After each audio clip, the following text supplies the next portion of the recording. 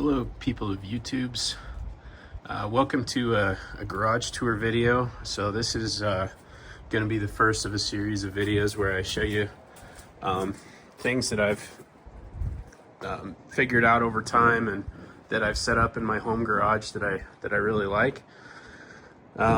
Today we're going to focus on my car wash setup, and I'm going to show you how you can have professional level car wash at home without having to really break the bank. This is one of those things that I wish I would have done years and years and years ago, and just in the last couple of years I kind of got this little setup dialed in. So yeah, let me show you what all we've got here. At the heart of my my home car wash system is just a cheap little Ryobi 1800 psi 1.2 gallon per minute pressure washer. So this was about one of the cheapest ones you could get. I believe a similar make and model of this is still available for about $100. And you might think, 1800 psi 1.2 GPM isn't a whole lot, but guess what? When you're dealing with washing cars, and you're trying to be careful with the paint, like, this is all you need. You don't need more psi than that. And I kind of learned that the hard way, when I was learning how to wash this thing, and there was a couple paint chips on the hood that I made worse by applying too much pressure and getting way too close with this thing. So anyway, what I've found is that this is really all you need for a good home car wash. Now, so what's the rest of this like?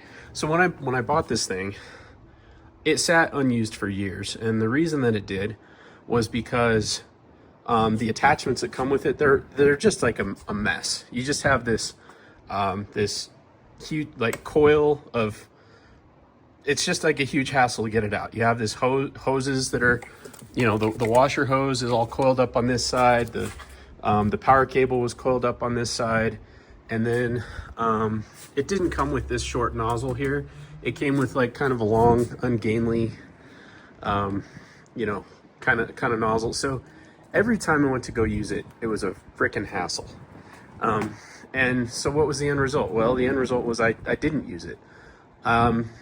Then I ended up buying like a wheeled one because I thought that would be nicer, and it kind of was. But I still didn't really use that one all that much either. So then I got to thinking, why not just build something and set something up that's always ready to go, that's easy to use, it's not a headache. And so essentially just what I did is I just got some cheap,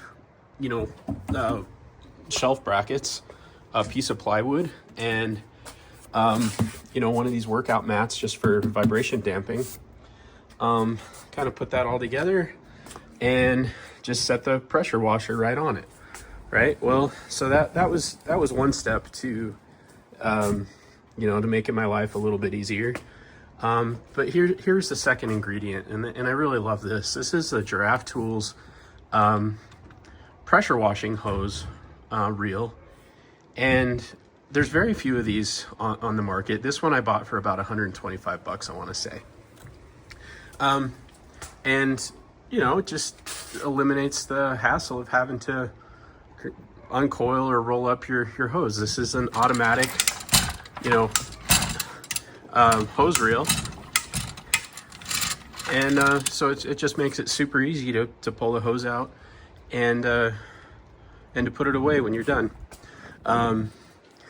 So then if you come over here, I got this little shelf bracket that will hold pressure washer hose reels, and it just has adapters like that allow you to store store your actual pressure washing gun. I bought this Yamatic, I don't even know. I just bought a different one off of Amazon. you know, just kind of nice, easy to use. You know, small. I like these short nozzle kind of spray guns. And then I did some research on getting myself a foam cannon, which, and somebody did a ton of reviews, and they kind of came to the conclusion that this DBR Tech snow foam cannon, which was like, I think around like 25 bucks, gives you a lot of the same performance characteristics as, you know, some of the like $100 ones. So anyway, I bought that, and then you can see just a couple different brands. Got Adam Polish's Ultra Foam shampoo to load this up with. So, and then you know, for my wife's car, we did a ceramic coating on that. So this has Hyper Clean, you know, foam wash that came with that kit. But anyway, and this is pretty much it. And now, to add some more niceties to this setup, I would highly recommend quick disconnect fittings for your hoses. So I got this short piece of hose here with a quick disconnect on the inlet side, and then I have this quick disconnect fitting here. And then what I do is I run the hose line out from the side of the house, and what I've done for this line is I put a little shutoff valve with a QD on it, and so that way I can alternate. Like I can run over there, turn the water on without having this shooting all over the place, and I can fill up my wash and rinse buckets, which have these little Harbor Freight little filters on them. So I can fill those up, just not on the pressured side, and then I can go and you know, flip that back to off, hook the quick disconnect up here, and then the pressured side is ready to go.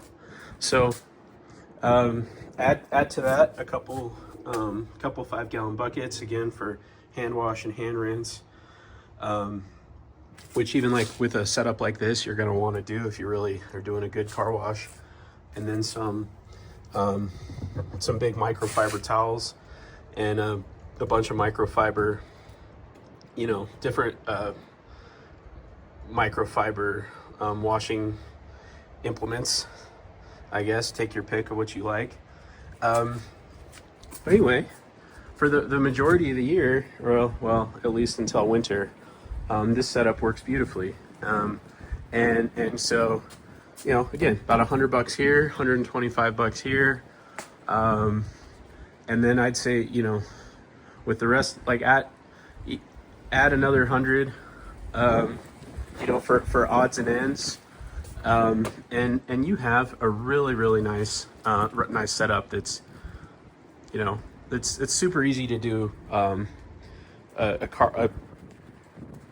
The kind of car wash that a nice car deserves, right? So up here, you know, I've also added air hose reel. It really doesn't have anything to do with the pressure washing setup. And then I gave enough space down here. So this is where I just have my compressor. But I gave enough space because I'm going to upgrade this to a larger compressor. So I raised the shelf up high enough that I have some room. But anyways, you know, doesn't have to cost a fortune to get a really nice at-home setup that is not a pain in the butt to put away or to take out. Anyways, that's my setup. And then you know, over here, kind of got some pegboard and you know, a bunch of different cleaners and a spot that you can hang rags and towels, you know, while you're working, you know, things like that. And then I also got, you know, a spot for some polishers, but again, this is all stuff that you can add down the road if you want. But really, the core setup itself, you know, doesn't have to cost a fortune. And And really, you don't need more power than that to wash cars. Now, for other things, maybe, but anyways, so if this ever fails, I plan to buy another $100 Ryobi and replace it with that. So I hope this helps. Yeah, for any of you guys, you know, with looking at what you can do to improve your home garage, this is one of the first things I'd probably do any place I'd move to, set up something like this. So also got a vacuum set up over here on the wall as well. But again, you know, this is what I wanted to show you today. Have a good one. I'll see you in the next one. Thanks for watching.